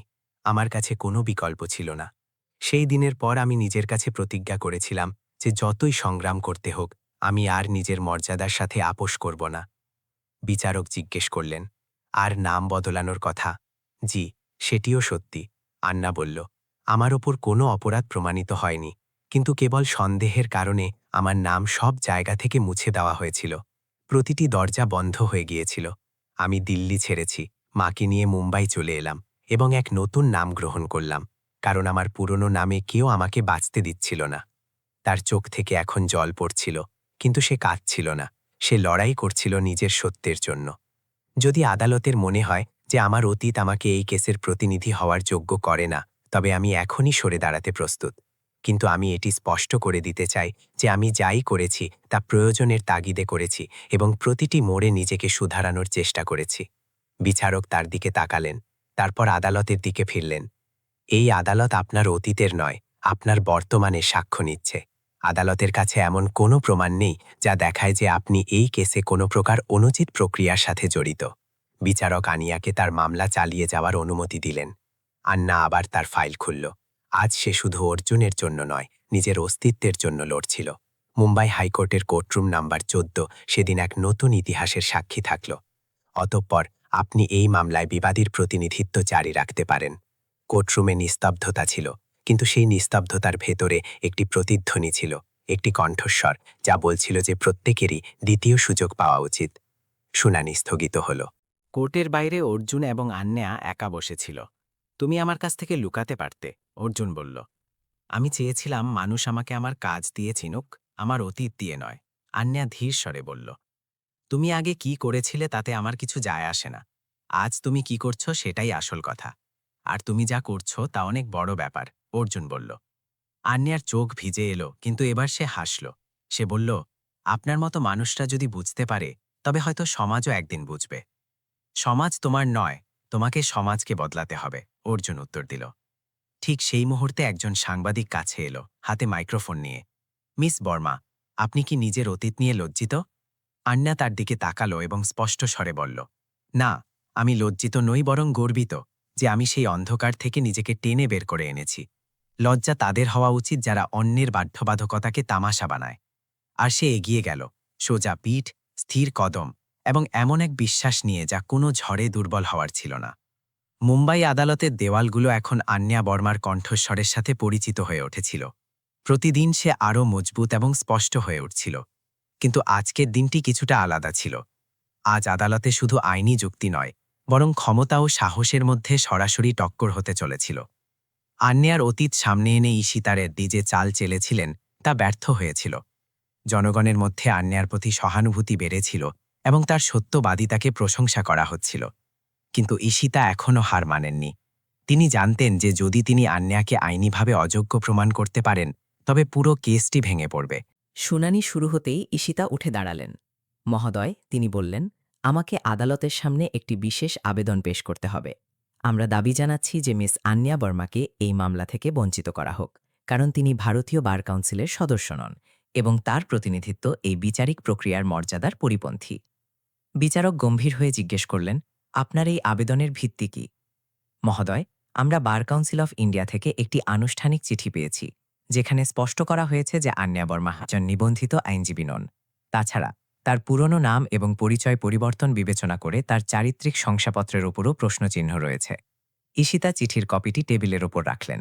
আন্যা চিঠিটির দিকে তাকালো। প্রতিটি পংক্তি যেন আবারও তার লড়াইকে মাটিতে মিশিয়ে দেওয়ার চেষ্টা করছিল। অর্জুন তার দিকে তাকালো। তার চোখে সেই একই প্রশ্ন ছিল যা সবার মনে ছিল, তাকে কি এখন কেস থেকে সরিয়ে দেওয়া হবে? বিচারক বললেন, মিস বার্মা, আপনি কি এই বিষয়ে কিছু বলতে চান? আন্যা উঠল, তার চলে দ্বিধা ছিল না। মহোদয়, আমি স্বীকার করছি যে আমি একজন নিবন্ধিত আইনজীবী নই, কিন্তু এই আদালত আমাকে বিশেষ পরিস্থিতিতে প্রতিনিধিত্ব করার অনুমতি দিয়েছিল। আমি আজ পর্যন্ত প্রতিটি নিয়ম পালন করেছি, কোনো প্রকার অনৈতিক বা অবৈধ প্রক্রিয়ার সাথে জড়িত থাকিনি। আমার অতীত যেমনই হোক না কেন, আমার উদ্দেশ্য এবং কর্মশৈলী এই আদালতের প্রতি পূর্ণ নিষ্ঠা রাখে। আজ যেখানে চারিত্রিক শংসাপত্রের কথা, সে থেমে বলল, আমাকে আজ পর্যন্ত কোনো সংস্থা বা ব্যক্তি শংসাপত্র দিতে পারেনি, কারণ এই সহজের মনে হয় যে একবার ভুল করেছেন সে সারা জীবনের জন্য দোষী। কিন্তু আপনি যদি আমাকে অনুমতি দেন, তবে আজ আমি আপনাদের এমন কিছু মানুষের সাথে পরিচয় করাতে চাই যারা আমার আসল চরিত্র জানে। বিচারক অনুমতি দিলেন। কোর্টরুমের দরজা খুলে গেল। ৩ জন মানুষ ভেতরে এলেন। প্রথম জন এক বৃদ্ধা মহিলা, কমলা দেবী, আনিয়ার মা, যিনি একটি হুইল চেয়ারে ছিলেন। দ্বিতীয় জন এক যুবতী, যাকে দেখে আনিয়ার চোখ ভরে এলো। সে ছিল স্নেহা, যে আনিয়ার সাথে দিল্লিতে পড়ত এবং আনিয়ার সাহায্যে আজ একজন আইনজীবী হতে পেরেছে। তৃতীয় জন একজন দারোয়ান, যে অর্জুনের বিল্ডিংয়ে কাজ করত। আন্না বলল, কমলা দেবী আমার মা, যার চিকিৎসার জন্য আমি সবকিছু ছেড়ে দিয়েছিলাম। স্নেহা আমার সহপাঠী, যাকে আমি আমার বৃত্তির অংশ দিয়ে পড়িয়েছিলাম। আর এই রমেশ ভাইয়া, যার মেয়ের সাথে একবার অসভ্যতা করা হয়েছিল এবং আমিই পুলিশে রিপোর্ট লিখিয়েছিলাম যখন বাকি সবাই চুপ ছিল। বিচারক সেই ৩ জনকে আলাদা আলাদাভাবে জিজ্ঞাসাবাদ করলেন। সবাই আনিয়ার সততা, সাহস এবং সংবেদনশীলতার কথা নিশ্চিত করলেন। আদালত কি এমন একজন ব্যক্তিকে প্রতিনিধিত্ব করা থেকে আটকাতে পারে যে ন্যায়ের সেবা করছে, শুধুমাত্র এজন্য যে সে কোনো খাতায় নিবন্ধিত নয়? আন্না প্রশ্ন তুলল। ঈশিতা কিছুক্ষণ চুপ রইলেন, কিন্তু তারপর বললেন, মহোদয়, এগুলো আবেগের কথা। আইন আবেগ দেখে না, প্রমাণ দেখে। একজন অনিবন্ধিত মহিলা, যিনি অতীতে নাম বদলেছেন, তিনি কিভাবে কোটি টাকার কেসে প্রতিনিধি হতে পারেন? বিচারক দীর্ঘশ্বাস ফেললেন। তারপর বললেন, আইন কেবল শব্দে থাকে না, ন্যায়ের আত্মাতেও থাকে। এই আদালত বিশেষ পরিস্থিতিতে মিস বর্মাকে অনুমতি দিয়েছিল এবং এখন পর্যন্ত কার্যক্রম চলাকালীন তার ব্যবহার অনুকরণীয় ছিল। অতএব আপনার আবেদন খারিজ করা হল। কোর্টরুমে নিস্তব্ধতা নেমে এলো। আন্না চোখ বন্ধ করল। সে আরও একটি যুদ্ধ জিতে গিয়েছিল। শুনানির পর বাইরে বেরোনোর সময় অর্জুন আনিয়াকে বলল, আজ যদি তুমি না থাকতে, তবে হয়তো আমি অনেক আগেই ভেঙে পড়তাম। আমি দাঁড়িয়ে আছি কারণ আমার বিশ্বাস যে আপনি নির্দোষ, আনিয়া বলল। তোমার নিজের ওপর বিশ্বাস আছে? অর্জুন ধীরে জিজ্ঞেস করল। আনিয়া তার চোখের দিকে তাকাল। এখন আছে, সে বলল। অর্জুন কিছু বলার জন্য মুখ খুলল, কিন্তু তখনই ভিড়ের মধ্য থেকে কয়েকজন মানুষ সামনে এলো। তারা সেই মানুষগুলো যাদের আনিয়া আদালতে সাক্ষ্য দিতে ডেকেছিল। রমেশ বলল, মা, তুমি আমাদের মাথা উঁচু করে দিলে। এখন আমাদের মতো মানুষরা জানে যে সত্যের জন্য কেউ না কেউ দাঁড়ায়। স্নেহা আনিয়াকে জড়িয়ে ধরল। তুই সেটাই হচ্ছিস যা আমরা সবাই হতে চেয়েছিলাম। কমলা দেবী তার হাত ধরে বললেন, তুই এখন শুধু আমার মেয়ে নোস, তুই সেই সবার কণ্ঠস্বর যারা চুপ করে আছে। আনিয়া আকাশের দিকে তাকাল। সে জানত লড়াই এখনও বাকি, কিন্তু আজকের দিনটি তার আত্মাকে আবারও সোজা হয়ে দাঁড় করানোর দিন ছিল। মুম্বাইয়ের সেই সকালটি অন্য দিনগুলোর থেকে আলাদা ছিল। আদালতের সিঁড়িতে জমা ভিড় আগের চেয়ে অনেক বেশি ছিল। মিডিয়ার সেই রিপোর্টারদের ক্যামেরা, নিরাপত্তাকর্মী, সবার চোখে একটাই প্রশ্ন ছিল, আজ কি আন্নিয়া বর্মা সেই শেষ প্রমাণটি পেশ করতে পারবে যা অর্জুন মালহোত্রার নির্দোষিতা প্রমাণ করে দেবে? আগের শুনানিগুলোতে আন্নিয়া কেবল আইনের শক্তিই দেখায়নি, বরং মানবতা ও নৈতিকতার গভীরতাও দেখিয়েছিল। কিন্তু আজকের দিনটি কেবল যুক্তি আর আবেগের ছিল না, এটি ছিল অকাট্য প্রমাণের দিন। অর্জুন সকাল থেকেই শান্ত ছিল, কিন্তু ভেতরটা তোলপাড় করছিল। এখন পর্যন্ত লড়াইয়ে সে তার সবথেকে বড় সম্পদ হারিয়েছিল, ভরসা। বন্ধুর গাদ্দারি, সমাজের অবজ্ঞা এবং এখন এই মামলার শেষ মুহূর্তে অনিশ্চয়তা, সবই তার চোখে ধরা পড়ছিল। আন্নেয়া কোর্টরুমে প্রবেশ করল। হাতে একটি ছোট পেনড্রাইভ ছিল। তার চলা ধীর ছিল, কিন্তু চোখে সেই পরিচিত দৃঢ়তা ছিল। অর্জুন তার দিকে তাকাল। কিছু না বলে কেবল এক পলক তাকাতেই যেন দুজনেই ঠিক করে নিল যে যাই হোক, আজ শেষ বাজি খেলতেই হবে। শুনানি শুরু হল। ঈশিতা রেড্ডি নিজের জায়গায় আগে থেকেই উপস্থিত ছিলেন। আজ তাকে অস্বস্তিতে দেখাচ্ছিল। আগেরবার আনিয়াকে আইনিভাবে অযোগ্য ঘোষণা করার শেষ চেষ্টাটি ব্যর্থ হয়েছিল এবং এখন তার মনে হচ্ছিল যে মামলাটি হাত থেকে বেরিয়ে যাচ্ছে। বিচারক বললেন, মিস বর্মা, আপনি আগের সেশনে বলেছিলেন যে আপনার কাছে একটি গুরুত্বপূর্ণ ইলেকট্রনিক প্রমাণ আছে। দয়া করে তা আদালতের সামনে পেশ করুন। আন্না একটি পেনড্রাইভটি আদালতে পেশ করল এবং বলল, মহোদয়, এটি গত বছর জুলাই মাসে হওয়া একটি মিটিংয়ের রেকর্ডিং, যা মালহোত্রা ইনোভেশনের প্রাক্তন সহযোগী কোম্পানি স্টার্লিং গ্রুপের উচ্চপদস্থ কর্মকর্তা এবং একজন অজ্ঞাত বিনিয়োগকারীর মধ্যে হয়েছিল। এই রেকর্ডিংটি অর্জুন মালহোত্রার ল্যাপটপের পুরনো ব্যাকআপ থেকে উদ্ধার করা হয়েছে, যা সম্প্রতি ফরেন্সিক তদন্তের মাধ্যমে ফিরে পাওয়া গেছে। এতে পরিষ্কার শোনা যাচ্ছে যে কিছু সিনিয়র কর্মকর্তা পরিকল্পনা করছেন কিভাবে ভুয়ো নথিপিনের মাধ্যমে অর্জুনের ভাবমূর্তি নষ্ট করা যায়, যাতে কোম্পানিটি সস্তায় কেনা যায়। আন্না একটি ক্লিক করল এবং রেকর্ডিংটি কোর্টরুমে প্রতিধ্বনিত হতে লাগল। প্রথম কণ্ঠস্বর এলো, যদি মালহোত্রাকে জনসম্মুখে দোষী বানিয়ে দেওয়া যায় তবে কোনো শেয়ার হোল্ডার তার ওপর ভরসা করবে না। দ্বিতীয় কণ্ঠস্বর, আমাদের কাছে ভুয়ো লেনদেনের স্কিম তৈরি আছে, মিডিয়ায় লিক করে দাও এবং একটি নকল সাক্ষীও জোগাড় করে নাও। শুধু কেস ফাইল হয়ে যাক, তারপর কোম্পানি আমাদের হাতে। কয়েক সেকেন্ডের নিস্তব্ধতা কোর্টরুমে ছেয়ে গেল। অর্জুনের চোখ বন্ধ ছিল, যেন কোনো ক্ষত এখন গিয়ে খুলেছে। বিচারক জিজ্ঞেস করলেন, এই রেকর্ডিংয়ের বৈধতা কি নিশ্চিত করা হয়েছে? আন্না উত্তর দিল, জি মহোদয়, রেকর্ডিংটি ৩ জন আলাদা ডিজিটাল ফরেন্সিক বিশেষজ্ঞ দ্বারা পরীক্ষা করা হয়েছে এবং ৩ জনই এর সত্যতা নিশ্চিত করেছেন। আমি তাদের শংসাপত্র আদালতের সামনে পেশ করছি। বিচারক ফাইলগুলো দেখলেন এবং কোর্ট অফিসারকে নির্দেশ দিলেন সেগুলো কেস রেকর্ডে নথিবদ্ধ করতে। ঈশিতা রেড্ডি নিজের আসন থেকে উঠে দাঁড়ালেন। মহোদয়, এই প্রমাণের টাইমিং সন্দেহজনক। এটি এখন পর্যন্ত কেন পেশ করা হয়নি? আনিয়া দৃঢ়তার সাথে বলল, কারণ এই রেকর্ডিংটি আগে নষ্ট হয়ে গিয়েছিল বলে মনে করা হয়েছিল।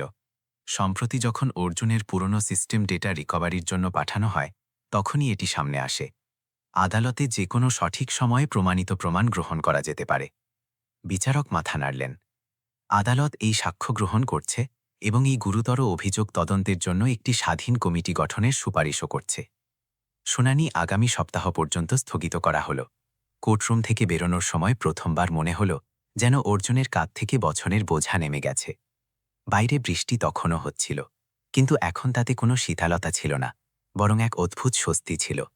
আনিয়া ছাতা নিয়ে দাঁড়িয়েছিল। অর্জুন তার দিকে তাকালো এবং ধীর স্বরে বলল, এসব তুমি একা করলে?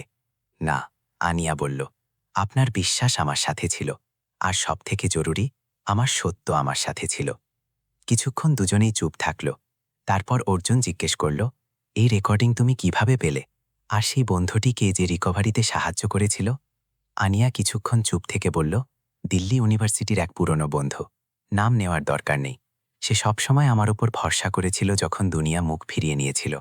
তুমি সবসময় সবার সাহায্য করে গেছো, নিজের বোঝা বহন করেও। অর্জুন বলল, কিন্তু কেউ কি কখনো তোমার জন্য দাঁড়ানো বেছে নিয়েছিল? আনিয়া প্রথমবার চোখ তুলে তার দিকে তাকালো। হয়তো এখন কেউ দাঁড়াচ্ছে, সে ধীর স্বরে বলল।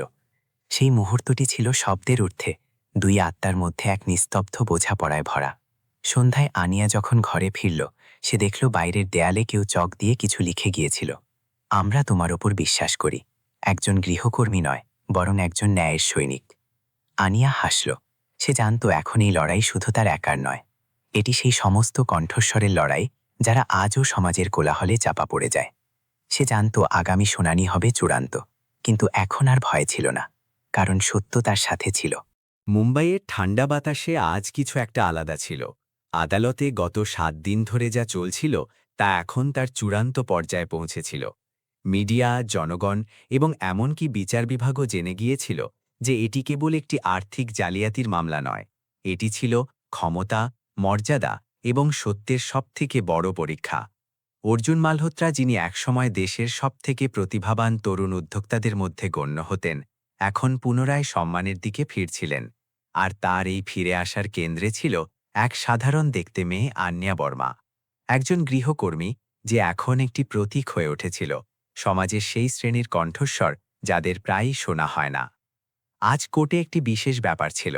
আদালত স্টার্লিং গ্রুপের 2 কর্মকর্তাকে তলব করেছিল, যাদের কণ্ঠস্বর সেই রেকর্ডিংয়ে শনাক্ত করা হয়েছিল। তারা দুজনেই এখন আদালতের সামনে ছিলেন, রাজীব নায়ার এবং বিনীত শাহ। প্রথমে তারা পুরোপুরি অস্বীকার করতে থাকলেন যে ওগুলো তাদের কণ্ঠস্বর, কিন্তু যখন ফরেনসিক বিশেষজ্ঞ আদালতে স্পষ্টভাবে বললেন যে ভয়েস অ্যানালিসিস রিপোর্ট থেকে তাদের পরিচয় নিশ্চিত হয়েছে, তখন দুজনের চেহারা থেকে আত্মবিশ্বাস উধাও হয়ে গেল। মহোদয়, আন্যা তার যুক্তিতে বলল, এই 2 ব্যক্তি ইচ্ছা করে ভুয়ো নথি তৈরি করেছেন, মিডিয়ায় বিভ্রান্তিকর তথ্য দিয়েছেন এবং একজন নির্দোষ মানুষকে কেবল জনসমক্ষে অপমানিতই করেননি, বরং তার কোম্পানি, তার আত্মবিশ্বাস এবং তার ভবিষ্যৎ সব লুটে নেবার চেষ্টা করেছেন। বিচারক গম্ভীর স্বরে জিজ্ঞেস করলেন, আপনার কাছে এদের বিরুদ্ধে আরও কি প্রমাণ আছে? আন্না আরও একটি নথি পেশ করল। এটি ব্যাংক স্টেটমেন্ট, যাতে দেখা যাচ্ছে যে স্টার্লিং গ্রুপের ব্যক্তিগত তহবিল থেকে ৫ কোটি টাকা একটি ভুয়ো কোম্পানি নক্ষত্র কনসাল্টিংকে দেওয়া হয়েছিল এবং নক্ষত্র কনসাল্টিংই সেই এজেন্সি যারা প্রথম মিডিয়ায় মালহোত্রা ইনোভেশনের বিরুদ্ধে মিথ্যে রিপোর্ট ছাপিয়েছিল। তারপর সে আরও একটি কাগজ বাড়িয়ে দিল, আর এটি হলো সেই ইমেল যা বিনীত সাহা এই এজেন্সিকে পাঠিয়েছিলেন, যেখানে তিনি লিখেছিলেন, যতটা চিৎকার করতে পারো করো, কোম্পানির ভাবমূর্তি ১ মাসের মধ্যে পড়ে যাওয়া চাই। পুরো কোর্টরুমে নিস্তব্ধতা নেমে এলো। ঈশিতা রেড্ডির চেহারা এখন ভাবলে শিংছিল। তিনি জানতেন যে কেস এখন তার হাতের বাইরে চলে গেছে। আর সবথেকে বেশি তার এই লজ্জাবোধ হচ্ছিল যে তিনি একটি মিথ্যার প্রতিনিধিত্ব করেছিলেন। বিচারক ২ কর্মকর্তাকে উঠে দাঁড়াতে বললেন। রাজীব নায়ার এবং বিনীত শাহ, আপনাদের ওপর ভারতীয় দণ্ডবিধির ধারা ৪২০, ৪৬৭, ৪৬৮ এবং ১২০ বি-এর অধীনে জালিয়াতি, প্রতারণা এবং অপরাধমূলক ষড়যন্ত্রের অভিযোগ আনা হচ্ছে। আপনাদের অবিলম্বে হেফাজতে নেওয়া হবে। মামলার পূর্ণ তদন্তের জন্য বিশেষ কমিটি গঠন করা হবে।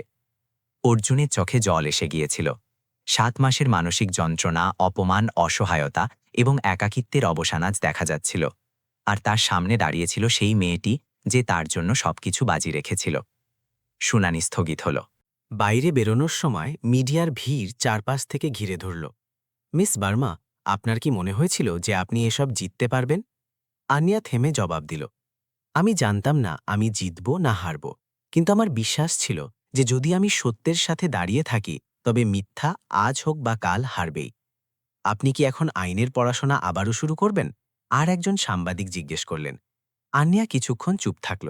তারপর সে বলল, হ্যাঁ, এখন যখন আমি জানি যে সত্যের লড়াই শুধু কোর্টরুমে নয় বরং প্রতিটি গলি ও মোড়ে লড়তে হয়, তবে আমাকে পুরো প্রস্তুতির সাথে ময়দানে নামতে হবে। অর্জুন চুপচাপ তার পাশে দাঁড়িয়েছিল। সে কিছু বলছিল না। তার নীরবতায় এক গভীর শ্রদ্ধা ছিল। সন্ধ্যায় অর্জুন আনিয়াকে এক শান্ত ক্যাফেতে ডাকল। প্রথমবার দুজনে কোর্টের বাইরে একে অপরের মুখোমুখি বসেছিল। তুমি আমার জীবন বদলে দিলে, অর্জুন বলল। আপনার জীবন আপনার সততার কারণেই বদলানোর ছিল। আমি শুধু পথ দেখিয়েছি, আনিয়া বলল। তুমি এখন কি করবে? অর্জুন জিজ্ঞেস করল। ফিরে যাব আমার পড়াশোনা শেষ করতে। দিল্লি ইউনিভার্সিটি আমাকে ফিরে আসার চিঠি পাঠিয়েছে। তারা আমার নাম আবারও নথিভুক্ত করে নিয়েছে, আন্যা চোখ নিচু করে বলল। আর মুম্বাই? অর্জুন জিজ্ঞেস করল। এই শহর এখন আর আমার নয়, কিন্তু আমার স্মৃতিতে থাকবে। সে হাসল। কিছুক্ষণ নীরবতার পর অর্জুন বলল, যদি কখনো ফিরে আসতে চাও তবে এই শহরে একটি দরজা সবসময় তোমার জন্য খোলা থাকবে। আন্যা তার চোখের দিকে তাকালো। দরজার চেয়ে বেশি জরুরি সেই সম্মান যা কারো হৃদয়ে থাকে, আর সেটা আপনি আমাকে দিয়েছেন। আমি চাইলে তোমাকে আটকাতে পারি, অর্জুন ধীর স্বরে জিজ্ঞেস করল। আন্যা হাসল। আপনি চাইতে পারেন, কিন্তু আমি থামতে পারি না, কারণ যদি আমি আজ নিজের স্বপ্ন থেকে পিছিয়ে যাই তবে সমস্ত লড়াই বৃথা হয়ে যাবে। অর্জুন মাথা নিচু করল। আমি বুঝতে পারছি। সেই সন্ধ্যায় দুজনে আলাদা হয়ে গেল, কিন্তু তাদের মধ্যে কিছু অসম্পূর্ণ ছিল না। সেটি ছিল বিদায়, কিন্তু কোনো অনুশোচনা ছাড়াই। দুজনেই জানত যে তাদের পথ আলাদা হলেও দিশা একই, ন্যায়, সত্য এবং আত্মসম্মানের। আন্যা যখন যাতে তার ঘরে ফিরল, সে সেই পুরনো পেনড্রাইভটি বের করল যাতে কেসের সব ফাইল ছিল। সে হাসল এবং সেটি বন্ধ করে দিল। কাল থেকে এক নতুন অধ্যায় শুরু হতে চলেছিল। আর ঠিক সেই মুহূর্তে অর্জুন তার অফিসের জানালা দিয়ে আকাশের দিকে তাকাচ্ছিল। আরও একবার সে সবকিছু শূন্য থেকে শুরু করতে প্রস্তুত ছিল, কিন্তু এবার তার কাছে আশা ছিল, কারণ সে জানত যদি একজন আন্যা বর্মার মতো মানুষ পৃথিবীতে থাকে তবে সেই পৃথিবী এখনও পুরোপুরি হারিয়ে যায়নি। দিল্লি ইউনিভার্সিটির ল ক্যাম্পাস, যেখানে একসময় আন্যা বর্মা শুধু একজন ছাত্রী ছিল, এখন সেখানে তার নামে এক নতুন কাহিনী যুক্ত হয়ে গিয়েছিল। কলেজের করিডোরে ছাত্ররা ফিসফাস করত, অধ্যাপকরা তার যুক্তির শৈলীর উদাহরণ দিতেন, এবং নতুন ভর্তি হওয়া ছাত্ররা তাকে রোল মডেল মানত। ৩ মাস কেটে গিয়েছিল মুম্বাইয়ের সেই ঐতিহাসিক শুনানির পর, যাতে একজন গৃহকর্মী দেশের সবথেকে আলোচিত কর্পোরেট কেসকে কেবল উল্টে দেননি, বরং ন্যায় ও সত্যের পক্ষে এক নতুন ঢেউ তুলেছিলেন। এখন আন্যা আবার ক্লাসরুমে ছিল, এইবার একজন ছাত্রী হিসেবে নয়, বরং এক অনুপ্রেরণা হয়ে। তার জীবনের অভিজ্ঞতা তার শব্দগুলোকে সেই গভীরতা দিয়েছিল যা শুধু বই দিতে পারে না। কিন্তু তার ফিরে আসা শুধু শিক্ষার জন্য ছিল না, তার ভেতরে এক নতুন জেদ জন্ম নিয়েছিল, যে এখন সে অন্যদের জন্য সেই কণ্ঠস্বর হবে যা একসময় তাকে নিজের জন্য খুঁজতে হয়েছিল। এক দুপুরে যখন সে ক্যাম্পাসের লাইব্রেরিতে নিজের কেস নোট দেখছিল, তখনই তার কাছে এক যুবতী মেয়ে এলো। শ্যামলা, রোগা, চোখে ইতস্তত ভাব। ম্যাম, আমি সীমা, ফার্স্ট ইয়ারে পড়ি। আমি আপনাকে কিছু জিজ্ঞেস করতে পারি? আন্যা হাসল। অবশ্যই, বসো। কি জিজ্ঞেস করার আছে? সীমা ধীর স্বরে বলল, যদি কোনো প্রফেসর ভুল উপায়ে আমার কাছে ফিস বা অন্য কিছু চেয়ে থাকেন, তবে কি আমি কিছু করতে পারি, নাকি আমার চুপ থাকা উচিত কারণ তিনি ক্ষমতাশালী? আন্যা তার চোখের দিকে তাকালো। সেই চোখগুলোর মধ্যে নিজেকে দেখল, যা একসময় ভয় ও অসহায়তায় ভরা থাকত। সীমা, যখন কোনো ক্ষমতাশালী ব্যক্তি নিজের পদের ভুল ব্যবহার করে, তখন চুপ থাকা তার ক্ষমতাকে আরও বাড়িয়ে দেয়। তোমার ভয় পাওয়ার নয়, বরং রুখে দাঁড়ানোর প্রয়োজন আছে। এবং যদি তুমি চাও, তবে আমি তোমার সাথে থাকব। সীমার চোখ থেকে জল বেরিয়ে এলো। সে উঠে আন্যাকে জড়িয়ে ধরল। সেটি ছিল একটি ছোট কথোপকথন, কিন্তু সেই দিনই আন্যা ঠিক করে নিয়েছিল, এখন সে কেবল নিজের জন্য লড়বে না। এখন সে আইনকে তাদের কাছে পৌঁছে দেবে যারা এর সব থেকে বেশি যোগ্য, কিন্তু সব থেকে কম পৌঁছাতে পারে। মুম্বাইয়ে অর্জুন মালহোত্রা নিজের কোম্পানিকে আবারও দাঁড়া করাতে শুরু করেছিলেন। এখন তার চেহারা বদলে গিয়েছিল। তিনি আগের মতো কঠোর ছিলেন না, বরং সংবেদনশীল ও দূরদর্শী হয়ে উঠেছিলেন। তিনি একটি নতুন বিভাগ শুরু করেছিলেন, ন্যায় সুবিধা সেল, যেখানে কোম্পানির পক্ষ থেকে এমন মানুষদের বিনামূল্যে আইনি সাহায্য দেওয়া হতো যারা নিজেদের কথা বলার জন্য সম্বলহীন ছিলেন। এই নতুন উদ্যোগের উদ্বোধনে তিনি একটি ছোট ভাষণ দিলেন। কখনো কেউ আমার জন্য লড়াই লড়েছিল, যখন আমি নিজের ওপর ভরসা হারিয়ে ফেলেছিলাম। আজ আমি সেই মানুষদের জন্য একটি মঞ্চ তৈরি করতে চাই, যারা সমাজের প্রান্তে দাঁড়িয়ে আছেন, কিন্তু যাদের ভেতরে লড়াই করার শক্তি আছে, যদি কেউ তাদের একটি হাত বাড়িয়ে দিতে পারে। সেই দিন সন্ধ্যায় অর্জুন আনিয়াকে একটি ইমেল পাঠালেন। আজ আমরা একটি উদ্যোগ শুরু করলাম, যা তোমার চিন্তা থেকে জন্মেছে। যদি কখনো সময় পাও, তবে এসে দেখো। এখানে এখনও কিছু দরজা তোমার নামে আছে, অর্জুন। আনিয়া ইমেলটি পড়ল, হাসল, কিন্তু জবাব দিল না। সে জানত কিছু সম্পর্ক জবাব দিয়ে নয়, বরং বোঝাপড়ায় চলে। এক সপ্তাহ পর দিল্লির একটি বস্তি এলাকায় আইনি সাহায্য ক্যাম্প বসার কথা ছিল। ইউনিভার্সিটির কিছু ছাত্র ও ফ্যাকাল্টি এই উদ্যোগে অংশ নিচ্ছিলেন। আনিয়াকে এর নেতৃত্ব দেওয়ার প্রস্তাব দেওয়া হয়েছিল। ক্যাম্পের দিন যখন আনিয়া পৌঁছালো, সে দেখল শত শত মানুষ লাইনে দাঁড়িয়ে আছে। কারোর জমি বিবাদ, কারোর মজুরি মেলেনি, কারোর ওপর মিথ্যা কেস, কারোর মেয়ের সাথে খারাপ ব্যবহার হয়েছে। আর এরা সেই মানুষ যাদের কণ্ঠস্বর আগে কোনো দিন আদালতে পৌঁছায়নি। আনিয়া একটি টেবিলে বসতে বসতে নিজের ডায়েরি খুলল এবং বলল, শুরু করছি, একে একে আসুন, যা বলতে পারেননি আজ বলুন। সেই দিনটি ছিল আনিয়ার জীবনের সবথেকে সত্য দিন। আদালতের বিলাসবহুল ঘর থেকে দূরে সে ন্যায়কে সেখানে নিয়ে যাচ্ছিল যেখানে তার সবথেকে বেশি প্রয়োজন ছিল। আর সন্ধ্যায় যখন সবাই ক্লান্ত হয়ে বসল, তখন এক বৃদ্ধা মহিলা কাছে এলেন। মা, তুমি তো ভগবানের কাজ করে দিলে। আমরা তোমাকে আশীর্বাদ কি দেব? তুমি তো নিজে কারো আশীর্বাদ। আনিয়া হাসল, কিন্তু তার চোখে জল ছিল। সেই রাতে সে তার মাকে ফোন করল। মা, আজ প্রথমবার মনে হলো আমি শুধু পড়ছি না, আমি কারো জীবন বদলে দিচ্ছি। মা ফোনে বললেন, মা, তুই যখন চুপ ছিলি তখনও সাহসী ছিলি। এখন যখন কথা বলছিস তখন আলো হয়ে গেছিস। মুম্বাইয়ে অর্জুন একটি ফাইলে সই করছিল। তখনই তার সেক্রেটারি এলো। স্যার, এই বইটিকেও আপনার নামে পাঠিয়েছে। কোনো নাম নেই, কিন্তু পাতায় একটি ছোট নোট আছে। অর্জুন বইটি খুলল। সেটি ছিল আইন ও সমাজে নৈতিক সাহসের ভূমিকা। ভেতরে একটি হাতে লেখা নোট ছিল। যদি কখনো এটা মনে হয় যে একজন ব্যক্তিকেই বদলাতে পারে, তবে আয়না দেখুন। একজন প্রাক্তন গৃহকর্মী এখন একজন আইনজীবীর পথে। অর্জুন বইটিকে বুকে জড়িয়ে ধরল এবং জানালা দিয়ে বাইরে তাকাল। আকাশ পরিষ্কার ছিল। কখনো কখনো যখন ঝড় কেটে যায়, তখন পেছনে শুধু একটি আলো থেকে যায়, যা বলে দেয় যে প্রতিটি অন্ধকারের শেষ থাকে। দিল্লির সেই ঠান্ডা সকালে আন্যা বর্মা ইউনিভার্সিটির সেই অডিটোরিয়ামে দাঁড়িয়েছিল, যেখানে একসময় সে একজন ছাত্রী হিসেবে কোণের একটি চেয়ারে চুপচাপ বসে থাকত। কিন্তু আজ সেই অডিটোরিয়াম তাকে সম্মানিত করতে যাচ্ছিল, সম্মাননায়ক 2025 পুরস্কার দিয়ে, যা বছরের সেই নাগরিককে দেওয়া হতো যিনি সমাজে আইনি সচেতনতা ও সামাজিক ন্যায়ের ক্ষেত্রে অসাধারণ অবদান রেখেছেন। হলটি কানায় কানায় পূর্ণ ছিল। মিডিয়া, শিক্ষার্থী, অধ্যাপক, সামাজিক কর্মী এবং সেই অনেক মানুষ যাদের জীবন আন্যা স্পর্শ করেছিল। মঞ্চে পৌঁছে আন্যা মাইক ধরল। সারা হল শান্ত হয়ে গেল। সে ধীর স্বরে বলতে শুরু করল, আমার মনে হয় আমাদের সবার ভেতরে দুটি কণ্ঠস্বর থাকে। একটি যা বলে, থামো, তুমি কিছু করতে পারবে না। এবং দ্বিতীয়টি যা ধীরে ফিসফিস করে বলে, চেষ্টা তো করো। আমি শুধু সেই দ্বিতীয় কণ্ঠস্বরটি শোনার সাহস করেছি। সে কিছুক্ষণ থামল, তারপর বলল, আমি একজন পরিচারিকা ছিলাম, মানুষের বাড়িতে ঝাড়ু পোছা করতাম। কিন্তু তাতে কি আমার চিন্তা, আমার আত্মা বা আমার অধিকার ছোট হয়ে গিয়েছিল? না। আমি শিখেছি যে মানুষের পরিচয় তার কাজ দিয়ে নয়, বরং তার উদ্দেশ্য দিয়ে হয়। হাততালির শব্দে হল ভরে গেল। আজ যদি আমি এখানে দাঁড়িয়ে থাকি, তবে তার পেছনে আমার মায়ের তপস্যা আছে, আমার বন্ধুদের ভরসা আছে, এবং সেই ব্যক্তির সঙ্গ আছে যিনি কখনো হার মানা স্বীকার করেননি, অর্জুন মালহোত্রা। সে হাসল এবং নিচে বসা অর্জুন মাথা নোয়ালেন বিনয়ের সাথে। কিন্তু এই পুরস্কার আমার নয়, আন্যা বলল।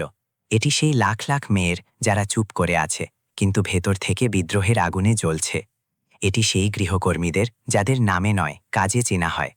এটি সেই সমাজের জন্য এক বার্তা যে সত্যের শক্তি কোনো ডিগ্রি বা মর্যাদার মুখাপেক্ষী হয় না। সেই সন্ধ্যায় পুরস্কার অনুষ্ঠানের পর আন্যা একা ইউনিভার্সিটির ক্যাম্পাসে হাঁটছিল। প্রতিটি কোণ তার জন্য স্মৃতি ছিল, সংগ্রাম, ভয়, একাকিত্ব এবং এখন জয়ের। একটি গাছের নিচে সে অর্জুনকে দাঁড়িয়ে থাকতে দেখল। তোমার ভাষণ, অর্জুন বলল, যেন কেউ আত্মাকে নাড়িয়ে দিয়েছে। আমি শুধু সেটাই বলেছি যা যাপন করেছি, আন্যা হালকা স্বরে বলল। এখন যখন তুমি সবকিছু অর্জন করেছ, সম্মান, পরিচয়, ভবিষ্যৎ, এখন কি তুমি থেমে যাবে? না, আন্যা চোখে এক চমক নিয়ে বলল, এখন তো শুরু। এখন আমি আন্যা ফাউন্ডেশন শুরু করছি, এমন একটি মঞ্চ যা দেশের প্রতিটি কোণে আইনি সচেতনতা ছড়াবে, মহিলাদের আইনি প্রশিক্ষণ দেবে এবং প্রতিটি সেই মানুষকে সাহায্য করবে যাদের দুর্বল ভাবা হয়েছে। অর্জুন হাসল। তুমি থামার মতো নও, এবং আমার গর্ব যে আমি তোমার কাহিনীর একটি ছোট অংশ হতে পেরেছি। আপনার অংশ ছোট ছিল না অর্জুন, আন্যা গুরুত্বের সাথে বলল। আপনি আমার উপর ভরসা করেছিলেন যখন আমি নিজেও নিজের উপর ভরসা করতে পারছিলাম না। আর কখনো কখনো শুধু এটুকুই যথেষ্ট হয়, কেউ একজন যে তোমার দিকে তাকাবে এবং বলবে, তুমি পারবে। অর্জুনের চোখে জল ছিল, কিন্তু আজকের এই জল কোনো হার বা যন্ত্রণার ছিল না। এই জল ছিল সম্মান, কৃতজ্ঞতা এবং বিস্ময়ের। এখন তুমি কোথায় যাবে? অর্জুন জিজ্ঞেস করল। যেখানে প্রয়োজন হবে, আন্যা বলল। কখনো বস্তিতে, কখনো আদালতে, কখনো স্কুলে, তো কখনো হয়তো পার্লামেন্টেও। আর যদি, অর্জুন কিছুটা ইতস্তত করে বলল, যদি একদিন তোমার কোনো সঙ্গীর প্রয়োজন হয় যে তোমার সমান তালে চলতে পারে, না আগে না পিছে, তবে কি আমি? আন্যা তার দিকে তাকালো, কিছুক্ষণ কিছুই বলল না, তারপর ধীরে হাসল এবং বলল, সাথে চলার জন্য প্রস্তুত থেকো, পথ সহজ হবে না। সাথে চলার জন্য প্রস্তুত থেকো, পথ সহজ হবে না। আমার শুধু তোমার সঙ্গী চাই, পথের পরোয়া করি না, অর্জুন জবাব দিল। সেই মুহূর্তে কোনো প্রতিশ্রুতি হয়নি, কোনো রোমান্টিক ঘোষণা হয়নি, কিন্তু যা হয়েছিল তা তার থেকেও গভীর ছিল। একটি অংশীদারিত্ব যা আদর্শ, সংগ্রাম এবং বিশ্বাসের ওপর গড়া। 6 মাস পর আন্যা ফাউন্ডেশনের প্রথম অফিস দিল্লির একটি ব্যস্ত বাজারের মাঝে একটি ছোট ভবনে শুরু হলো। প্রথম দিন সেখানে কয়েক ডর্জন তরুণী মেয়ে এলো, কেউ কৃষক, কেউ গৃহকর্মী, কেউ বস্তিবাসী, সবাই একই প্রশ্ন নিয়ে, আমরাও কি লড়তে পারি? আন্না প্রত্যেকের সাথে দেখা করছিল, ফর্ম পূরণ করাচ্ছিল, চা দিচ্ছিল। যখন একটি মেয়ে তাকে জিজ্ঞেস করল, ম্যাম, আপনি আইনজীবী নাকি নেতা? তখন সে হেসে উঠে বলল, আমি শুধু একটি কণ্ঠস্বর, আর এখন তোমরা সবাইও। সেই দিনই একটি টেলিভিশন চ্যানেল তাকে লাইভ ইন্টারভিউতে ডাকল। সঞ্চালক জিজ্ঞেস করলেন, আপনার জীবনের সবথেকে বড় জয় কী ছিল? আন্যা কিছুক্ষণ চুপ থাকল, তারপর বলল, যখন আমি প্রথমবার কাউকে এটা বলতে শুনলাম, আমি ভয় পাই না, কারণ এখন আমাদের কাছে আন্যা দিদি আছেন। এটাই আমার সবথেকে বড় জয়। আর স্ক্রিনে তার শব্দের সাথে একটি পংক্তি ফুটে উঠল, যেখানে ভয় শেষ হয়, সেখান থেকেই পরিবর্তন শুরু হয়। মুম্বাইয়ে অর্জুন আজও তার অফিসে রাত পর্যন্ত কাজ করে, কিন্তু এখন তার দেয়ালে ছবি আছে সেই মানুষদের যাদের সে ন্যায় পেতে সাহায্য করেছে, এবং সেই চিঠিগুলোর যা পড়ে সে জানে যে তার নতুন ব্যবসা শুধু লাভ নয়, পরিবর্তনও তৈরি করছে। একটি ছবি বিশেষ, একটি মেয়ে কোর্টে দাঁড়িয়ে আছে, হাতে ফাইল আছে এবং তার চোখে আগুন জ্বলছে। ছবির নিচে লেখা আছে, সে আইন পড়েনি কিন্তু ন্যায়ের ভাষা জানত।